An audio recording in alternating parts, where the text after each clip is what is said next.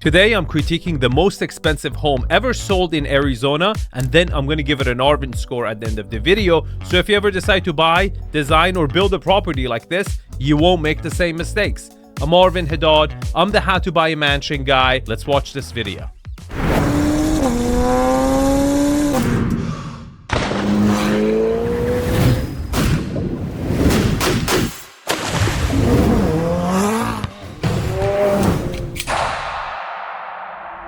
Dude, Ennis got nothing on this.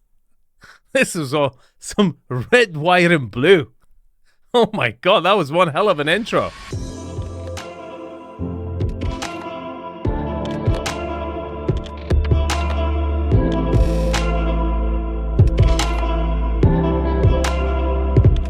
Can you guess why they've positioned the house crooked to the lot? Do you see how it's diagonal to the square shape of the lot? It's not typical. Can you guess why they do it? I always pause the frame and ask my subscribers a question because I want you to think. This is how you get better. 3, 2, 1. To use the parts of the lot that get really unused in a scale this big, usable. Let me explain. This part of the lot, if the entrance of that slot is over here, this corner of the lot is never going to get used. It's first of all out of line of sight, right? It's really far out. And why would you need a humongous frontage on this side over here? This is where you really need that frontage. So by putting it diagonal, you get to stick your garage over here, right? Away, keeping space open in your backyard for your other stuff. At the same time, you get to use the diagonal of the lot to have more depth for your backyard sticking out. Pretty smart idea, right? It works really well on bigger dimensions, and they've done that. Now, one thing they haven't done, and it looks extremely off to me right now, is the fact that the house looks like 3 houses. This seems to be the guest house. This seems to be the main house, but it doesn't look like you have an entrance, and then you have a pool house over here. It's really strange. Pay attention to see if you can recognize which one is the house, which one is grabbing your attention and pulling you in, and which one is not. Today we're touring one of the most spectacular homes in all of Arizona, which happens to also be sitting in the most prestigious city, Paradise Valley. It's essentially the Beverly Hills of Arizona, just without the paparazzi. This home features everything from the underground secret bunker, the shooting range, commercial grade golf sim, indoor pickle and basketball courts, and a resort-styled pool in the backyard, all while still feeling like a home.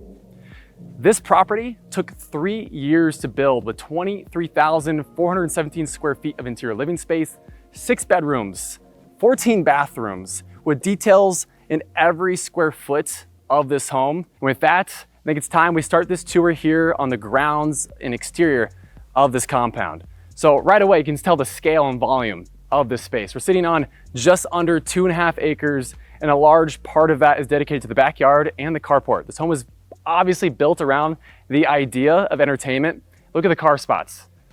At least 25, 30 cars. You can easily fit 1,000 people inside this home and maybe 1,000 more in the backyard. Did you see the approach? It's horrible. Look, you had 2.5 acres of flat land, southwest facing, and they've screwed it up. The main entrance of the house is so sucked back in that it doesn't even draw the attention whatsoever. And then they haven't like tree lined the walkway to it. They haven't even attempted to bring the attention to it. The number one thing that grabs my attention is this, 2 chimneys and a humongous parking garage, which is certainly not the point, right? You want to create emphasis and focal point toward the front door of your property. I think this is a horrible execution. At the very minimum, they should have used really high hedges over here to really block this experience and keep the focus on the main house.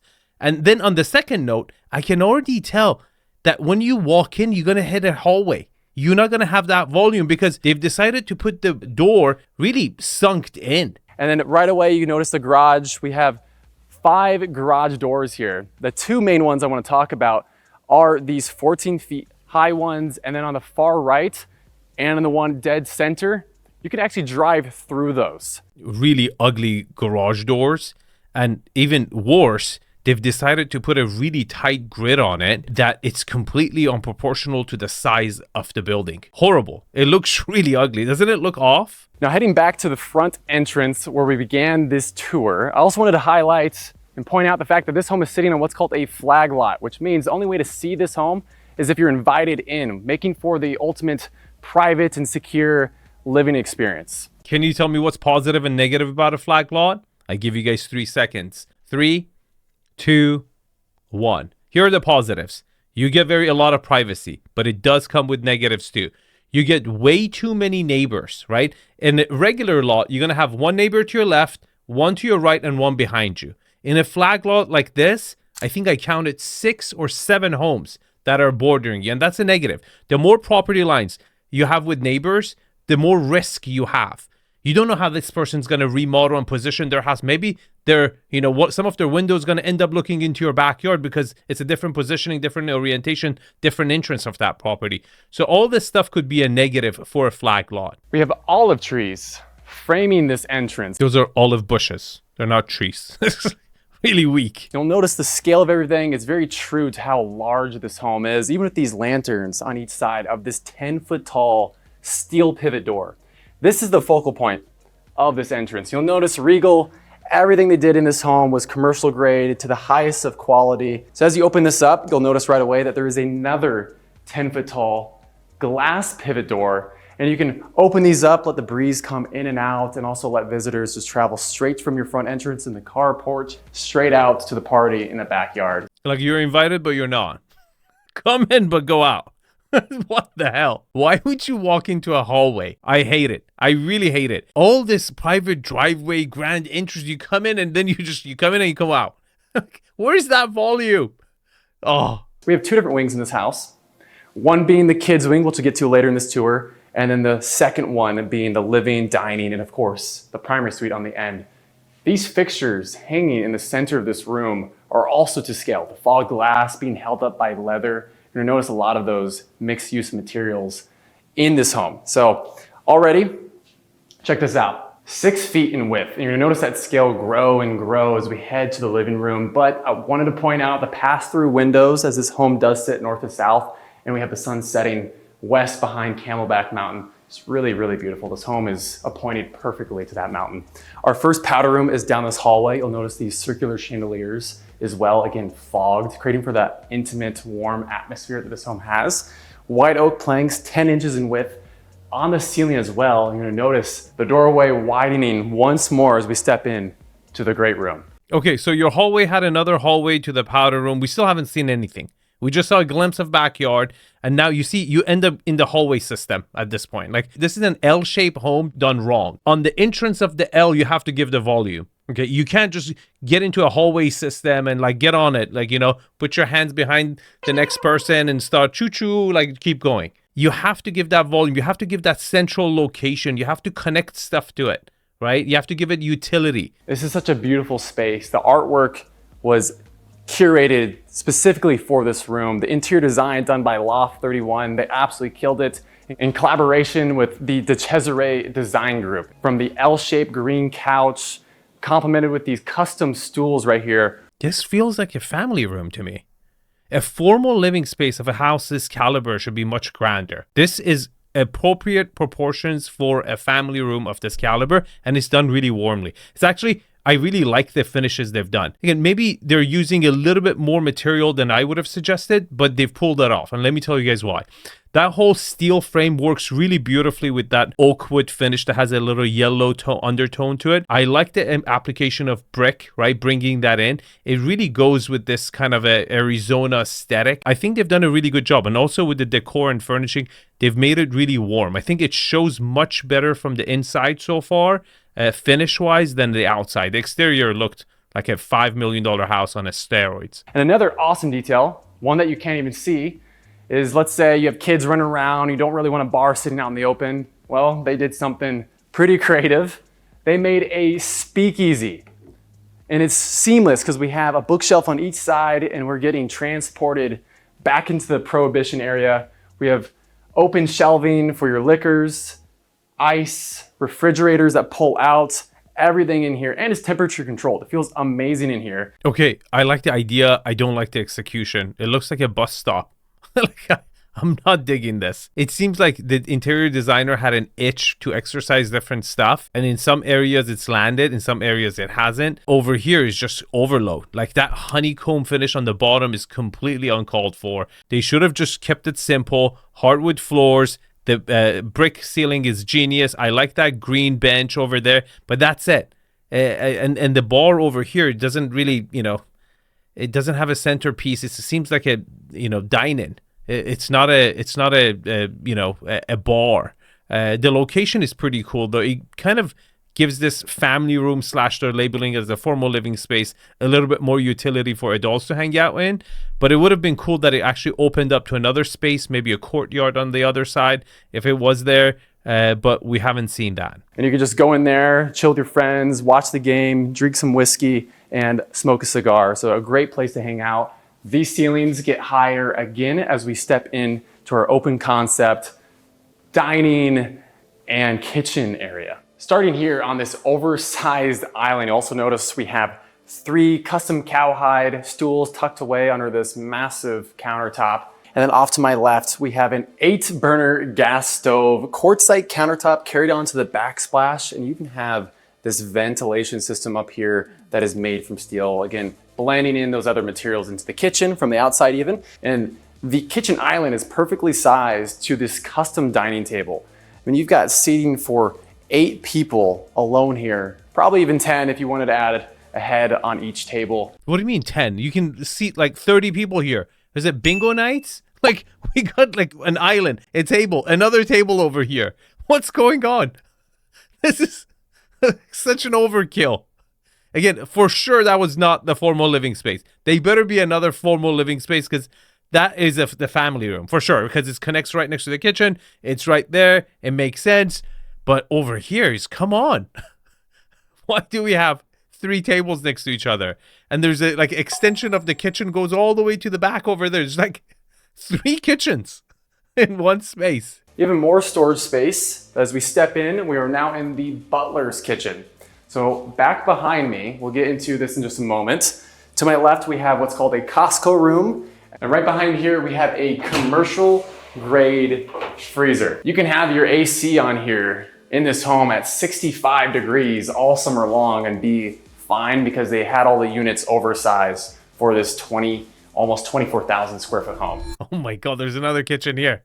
Did they have like a limited exclusive distribution right for kitchens? Look, I'm for like giving these grand spaces, okay? But you got to give them utility. You can't just repeat the same thing in the same room. Like just put cabinets all around the freaking ginormous room like this. Coming out of your butler's kitchen, pretend you're having friends and family over. You have staff cooking in the back here and serving guests. To not disturb anyone coming and going from this powder room, you can actually close this pocket door up, and then obviously people can walk into this very industrial black and white subway tile themed powder room. This better be for the maids. This cannot be the powder room for yourself, could it? This has to, he doesn't know what he's talking. This has to be the maid's quarter. That's where it connects to the butler's kitchen.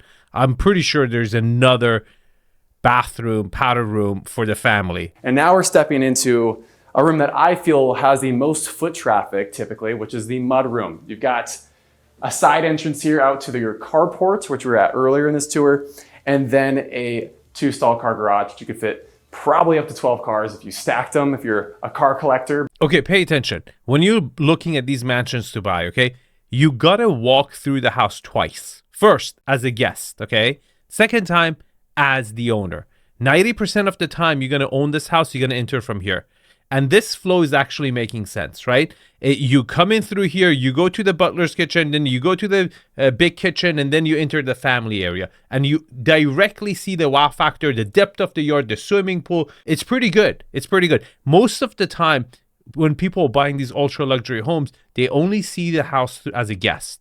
And that is rarely their experience when they actually own that house. Heading down the hallway, we have a little seating area. And I really like this because these chairs, for me, I don't know, they feel like giant teddy bears when you sit on them. They're like super soft. And of course, you have these plush leather ottomans right here. But my favorite part of this is this courtyard. And this just feels like an Italian countryside.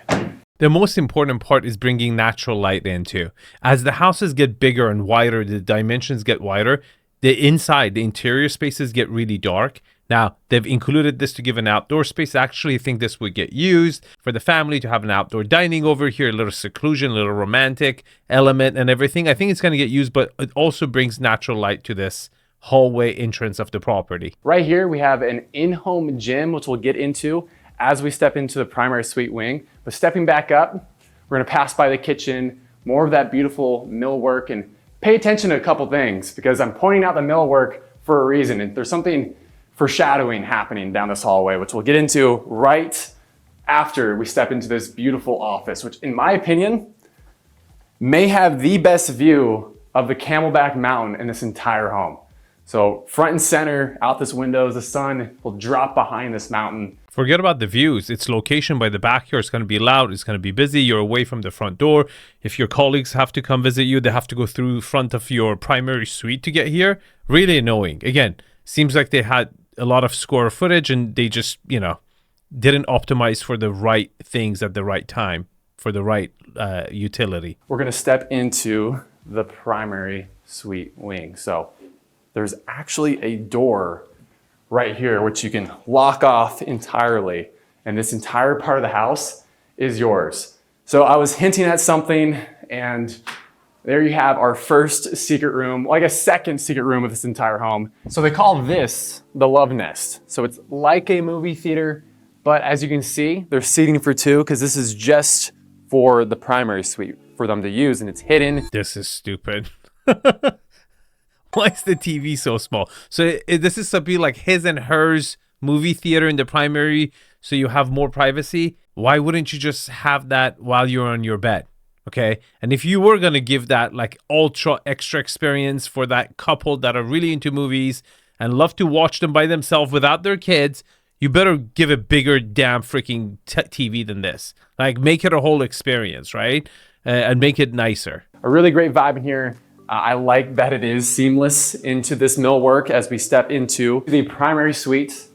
You have the sun setting behind Camelback Mountain, and every morning you get to wake up and look at that amazing view that you have. Just a beautiful backdrop in your room. And then behind your king-size bed, this entire wall is wrapped in leather. So it's just another amazing, thoughtful detail they added into this home. Vaulted ceilings, and then hanging above those is this very intricate chandelier. And just speaking of the size and volume that we have in here, everything is put back into perspective with what they put together, from this enormous bed to this oversized gas fireplace to your 75-inch TV above it.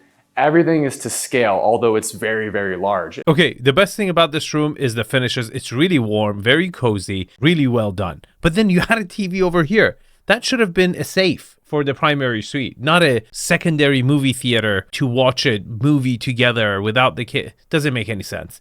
That 100% should be a safe room. When you're going on vacation, you don't have to, transport all your jewelry in bags to the bank and back. You just put it there, you lock it up, make it impossible for people to infiltrate and take it, and then you don't have to deal with it. Again, stupid use to allocate and try to sell it as a secondary movie theater. As we exit this room, I want to point out not only the doorways that we have here that are super deep, but also the textured wallpaper. Again, we're going to notice that throughout this home, all the textures and different mixed use of materials, but multiple bathrooms in this house. One is just off to my right, so we have a powder room here. Oh my God. Really? With a urinal? The finishes just dropped here with subway tiles. The bedroom was executed so nicely, and this is just, it looks horrible. So we have hers and his bathroom. We'll step into hers first. So as you step inside here, you're gonna notice the white oak on the ceilings once again, and this very ornate chandelier made of marble above.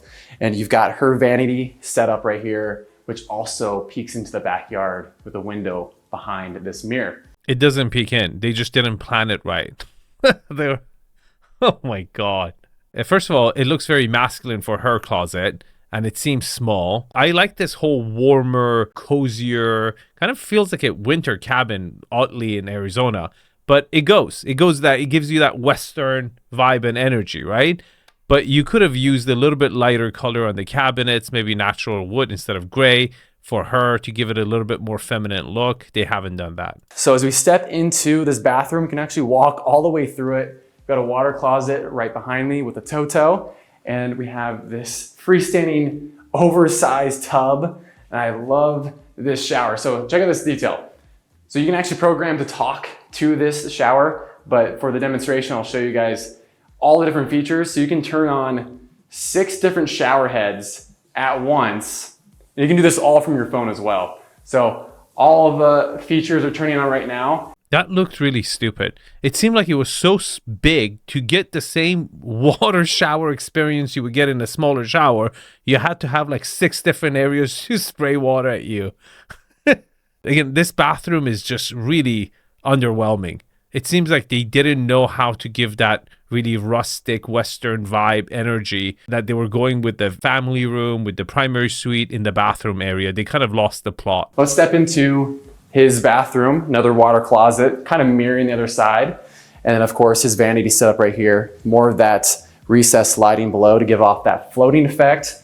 Now straight down here, open shelving off to my right, textured wallpaper again, and this is his closet. So you have that recessed lighting, kind of making it feel like a boutique gallery of sorts. Horrible. It looks really ugly and cheap. Again, this is not a high-end closet for him or her. Very low-end, like not good. Here we have a laundry room, so super accessible, extremely convenient, as our other laundry in this home is on the opposite side of the home.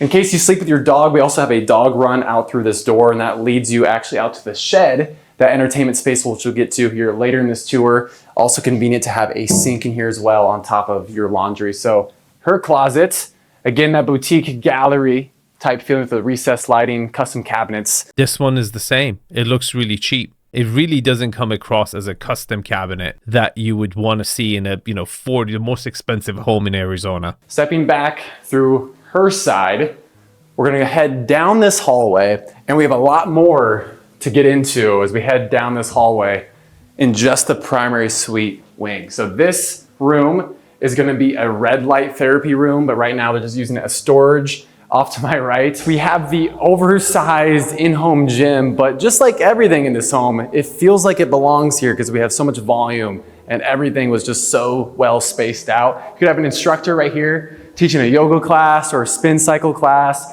wraparound mirrors, so you can check out your form. You've got a rowing machine set up. You've got it all here. Okay, great size gym, okay? Great volume. You can certainly have all the workouts that you want over here. But the bigger question is that I don't like having my gym right next to my primary suite. To me, it's never that experience where I wake up, open my eyes, and go straight to the gym. No, you wake up, you brush your teeth, you wash your face, you make yourself a cup of coffee, you eat something, you maybe check your email, you do something, you do a prayer or whatever. At that point, there's a little bit of a time difference, right?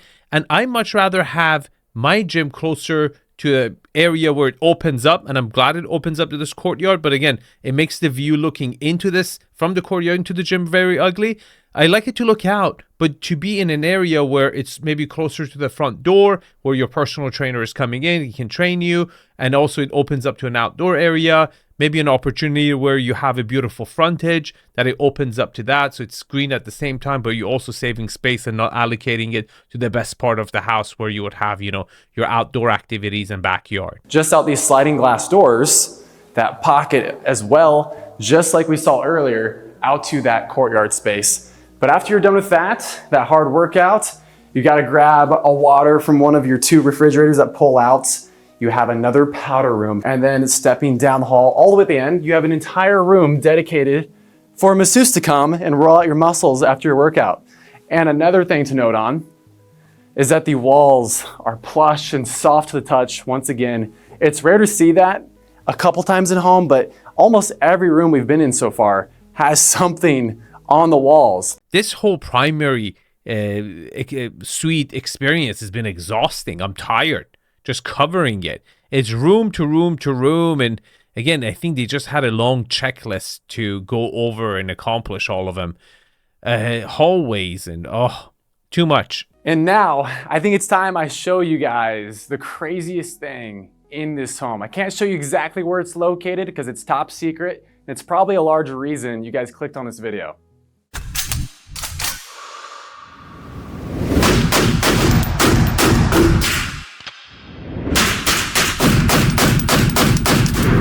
America!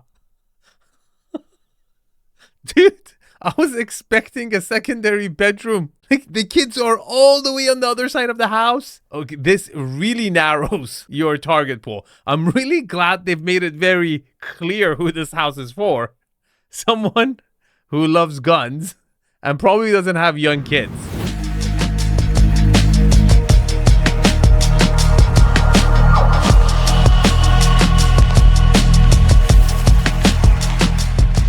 Here we are at the main entrance in the bunker. Again, this is top secret. So we're about to go 20 feet below the house. And you're gonna notice all the concrete, everything's exposed, super industrious. Feels like we're going down into Dr. Evil's secret lair. I mean, look at the lights. Everything kind of just really leans and gives off that bunker vibe, which obviously where we're going to right now.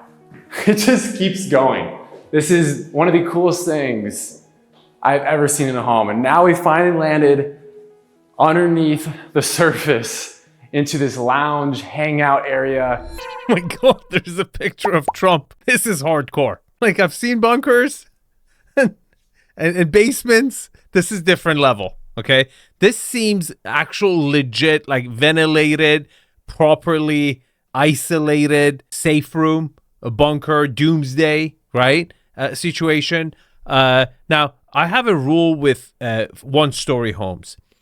If you really can achieve everything you can with a one-story home, meaning you get views from the first level and you get that connectivity indoor-outdoor, there is never a need to go to a second floor. However, if you want that extra oomph, extra excitement, I think basements give you something that the second floor really doesn't. It gives you that security. It gives you that protection. It gives you that, cave feel, vibe, and energy. And I think a lot of people, especially in East Coast, have a lot of memories with their basements. When it gets really hot or cold, whatever, people go to their basement to congregate and play. Now, this basement is really not your typical basement where you have a pool table, game room, and everything. This is for shooting. This is for America, right? Like, this is for really celebrating the Second Amendment, okay? And going for it. So you imagine chilling down with your friends and family, watching the game, bumping music, as we do have a surround sound system built in. If you want to replicate something like this bunker, it's going to set you back just north of $4 million. We also have a shower right here, currently being set up as a storage room, so we won't get in there, but off to my left, we do have a very industrial bathroom set up. Wrapping around, obviously this is why we're down here, right?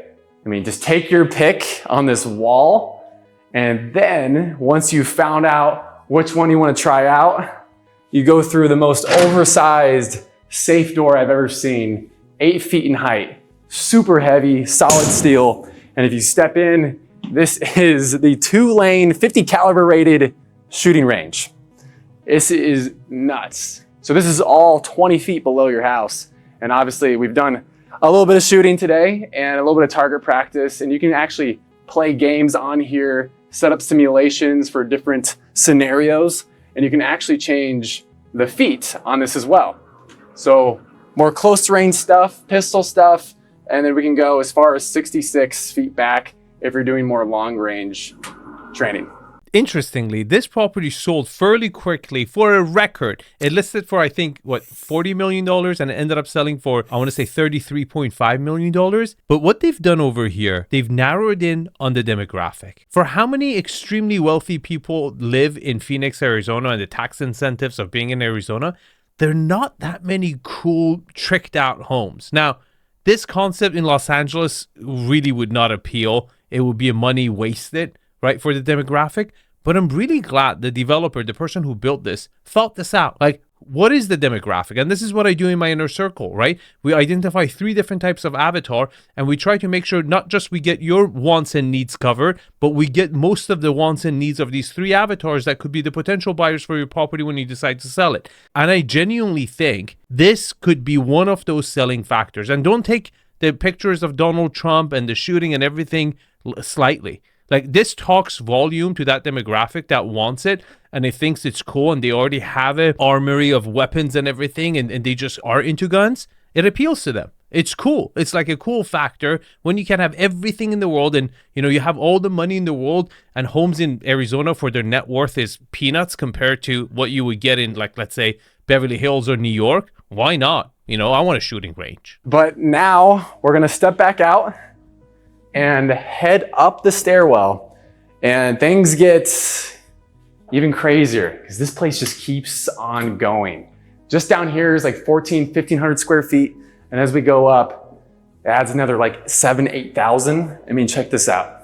So this takes you up to what they've nicknamed the shed, and up here is a game room. Well, you guys will see. So a couple secret doors later, we've now stepped up into what they've nicknamed the shed. This is the party barn, which can all be accessed from the backyard, and that primary suite wing, which I mentioned earlier off that dog run. African buffalo supervising above. And as you step over to this corner, you've got some squirrels riding raccoons, stealing your peanut butter and your whiskey, playing drums and instruments. But if that's not your type of game, we do have Big Buck Hunter. Okay, I think at least we figured out where is one of the entrances to this bunker. He was trying to hide it. I'm glad there is a shed where you have all the games room, right? Maybe it's for safety reasons, it's okay to be separated from the bunker. But this seems like a room. Like, I hope there's a bigger room where there's a lot of different games where people can congregate, because we haven't seen that. These sliding glass doors all open up to your covered patio. There's so much patio space here, thousands of square footage. Over here, you have the lounge area, some leather chairs, a ton of different mixed use of leathers and different skins here.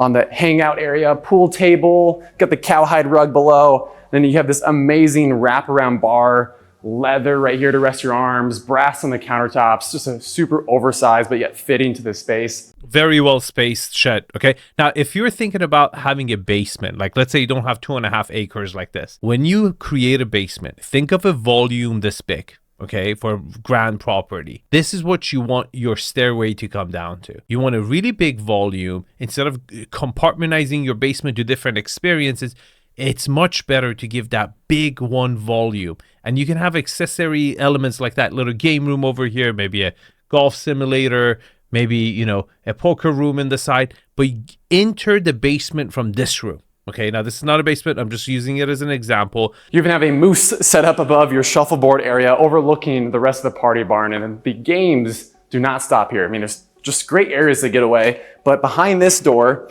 is the largest in-home golf simulator that you're probably ever gonna see. I mean, this is commercial grade. This is an 11-foot tall projector screen. Now we're gonna continue on, but we do have a dartboard, tons of stuff to play bags, and obviously, got the poker table off in the corner for tournaments and stuff. Okay, not a bad room. The level of finishes and accessorizing it to make it look that, shed completely dropped. They just painted the walls and everything. And they squeezed in the poker table over here, which I would have really liked it to see it in a different room, or again, a little bit more vibe and energy. But you have a lot of bells and whistles, right? Like as far as like playing and entertaining, this is pretty fun. Right here, we've got a couple powder rooms set up, kind of matching the rustic energy that this barn gives off.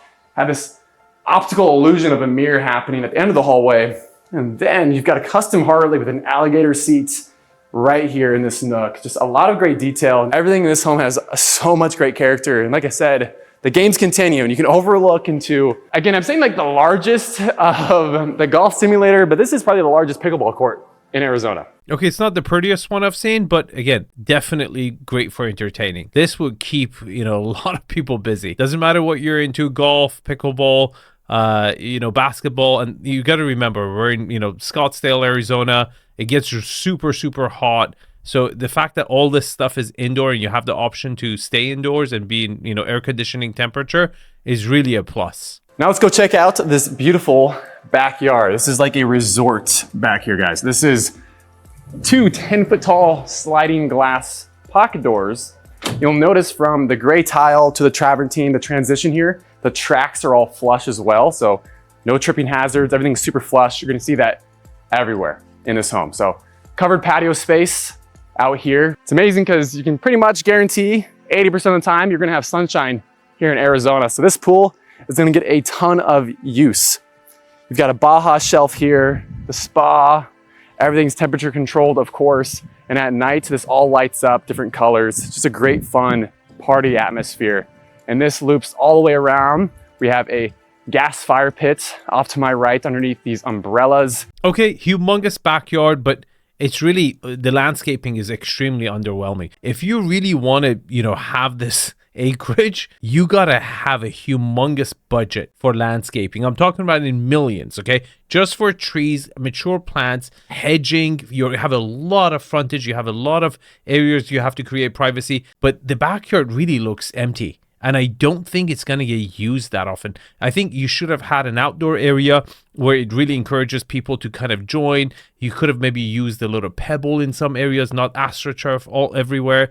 Again, the backyard, as big as it is and how they've repositioned the house to get the most amount out of it to, give you that depth of the look, you really didn't use it that much. And it's not really inviting. It's really naked. It's bare. And I just noticed as I'm glancing over here, the chimney off the shed that we were just at continues. The wood actually goes through the roof, and it's just, again, the continuation I just spoke on. So I'm noticing different things every single time in every direction I look. But now stepping here into this covered patio space just off of our kitchen area and that breakfast nook, you have this lounge area that overlooks the backyard, and we're gonna head over to the kids portion of the house. And yes, the kids have an entire wing of this home just off the left of that main entrance where we began this tour. The kids have their own home.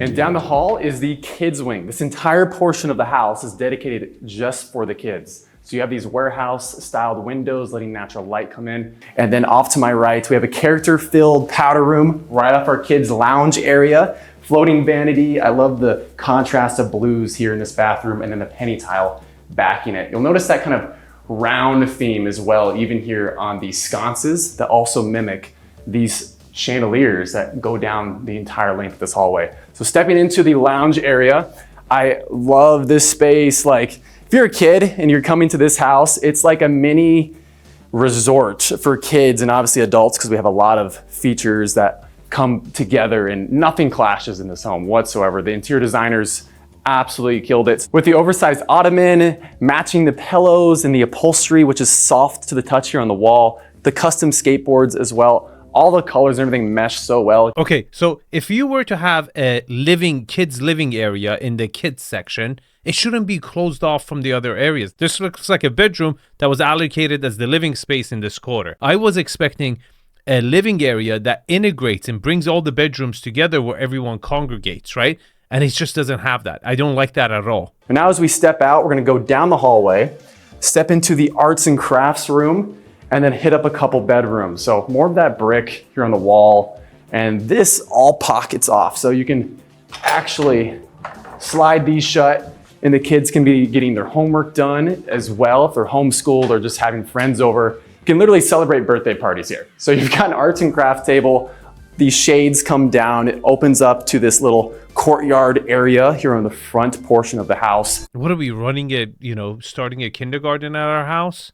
Like, what is this? I'm all for arts and crafts area, okay? My kids love doing it. It's great to have a designated space to do it. But again, it seems like you go to this living area, you go to this other area. You could integrate a lot of these spaces together to create a kind of a feel and an energy, not a classroom environment.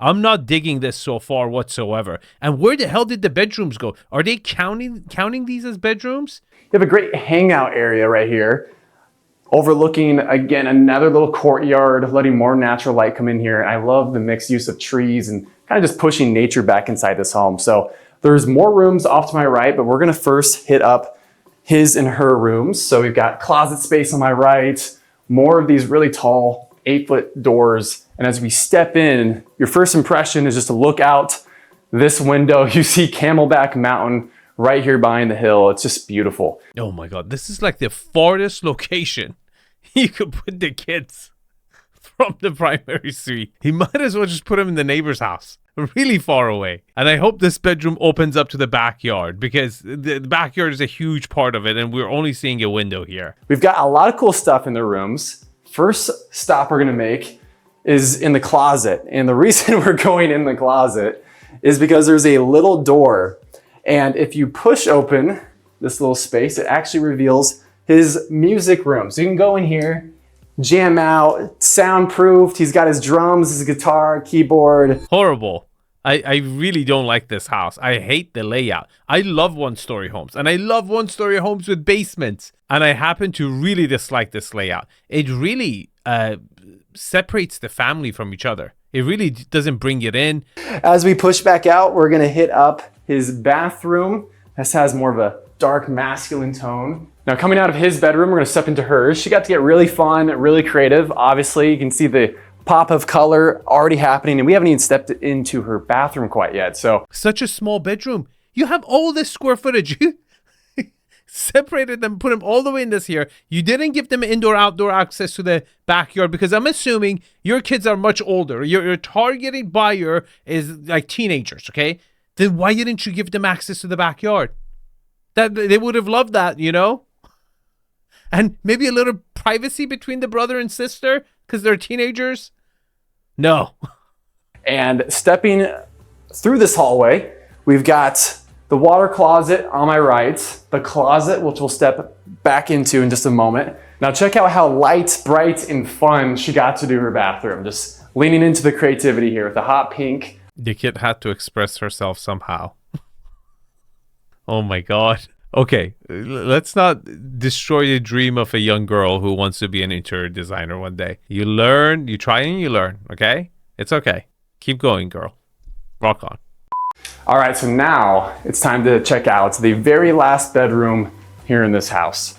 We've walked, I don't know, what is it, 25,000 square feet of interior space in this home, and then 2.5 acres. There's a lot to get through, but everything stays super consistent between every single room. Here we have the laundry room. This is the main one. So there's a lot of great detail in this laundry room. Okay, I'm really glad it has a humongous laundry room with 4 machines, access to the outside, central to the kids area. Very good. So as we step outside here, get that hooked back up, we're gonna enter into our last room here in this home. That's 4 bedrooms. Am I not counting right? Where are the other bedrooms? 22,000 square foot. You said 6 bedroom, and I was thinking 6 is not enough. But you've showed us 4.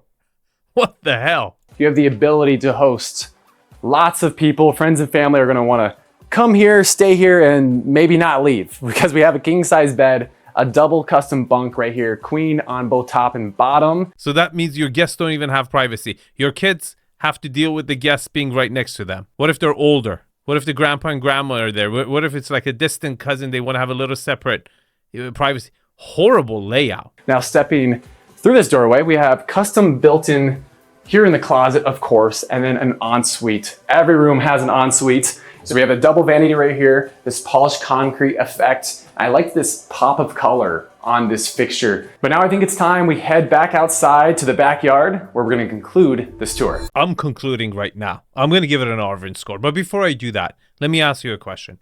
Do you think, from everything you've learned and watched my videos, if I was there to help you build, design, remodel, or purchase a property, I would be able to save you at least $55,000?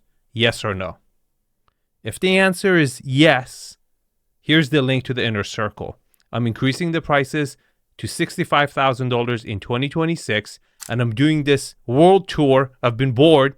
I want to do a little traveling, but I'm really convinced at the same time, once you see my solutions to your problems and my advice, you will sign up for the inner circle, and you can use that credit towards the inner circle membership. And I will get to see the properties in person, which will help me continue helping you throughout the year if you decide to join, with more context of actually having met you, spoken to you, seen the property in person, I think it's a better solution, and it gets me out of the studio once in a while so I get to travel, which is one of my favorite things in the world. Okay, let's give it an Arvin score. Location, Paradise Valley. I really like the lots there. I'm going to give it an 8. I don't think it can get better. It's not worldwide. It's not known. It doesn't have that oomph of a location where everyone knows in the world. So it's probably the best in Arizona, and it's going to get an 8. Lot quality, 2.5 acres. I'm going to give it a 10, but you should know a property sold for 10 acres, very close to this property for $30 million, which makes me really think this person, whoever who bought this property, completely overpaid for $33.5 million for a house that has a horrible layout. We're going to get to it. Lot utilization. They really nailed this, not in a private way, in a very Yankee way. You do get the private driveway, you get the frontage, you get the side setbacks, you get a huge backyard, you get a 10, but you didn't do it nicely. You didn't do it classy. Privacy. You have a lot of neighbors. You had really low hedging on most of the property. You should have really privatized that whole entrance experience. You really didn't do that. But again, I don't think anyone really looks into the property. I'm going to give it a 9. Lot orientation. You're southwest facing. I'm going to give it a 9. Architectural style. This was really disappointing. Your frontage didn't have a focal point. The garage was the focal point. It was 3 or 4 different structures. I didn't even know which one was the main house. And it didn't even feel like one was the main house. And I just didn't connect to it at all. I'm going to give it a 2. View. This is really interesting because you're close enough to this whole Brokeback Mountain to look up to it. So it is a view. Now, I don't consider this Camel Hump Mountain view any special. Pretty much any 2 mountains you put next to each other, they're going to look like a camel hump. I'm going to give it a 3 to just because it's people, the locals consider it a view. Layout. One of the worst one-story home layouts I've ever seen. I'm going to give it a 2. Scale and volume. I thought the scale and volume was good, but again, you didn't even get that formal living space. You entered through hallways. It could have been better. But again, they even got good volumes in their game room. It was a grand home, and for that reason, I'm going to give it a 7. Finishes. It was better than the architectural style. At parts, it was actually good. They showed glimpses of executing good finishes, but then they got all over the place and just really mixed it up. And for that reason, I'm going to give them a 6. Now, here's the Arvin score. If you want to see one of my favorite homes, you should watch this video. And if you want to join Inner Circle, or if you want me to visit you in your town 2 hours on site, check out the world tour dates. I would love to see you there. Otherwise, I'll see you guys in the comments. Have a good one.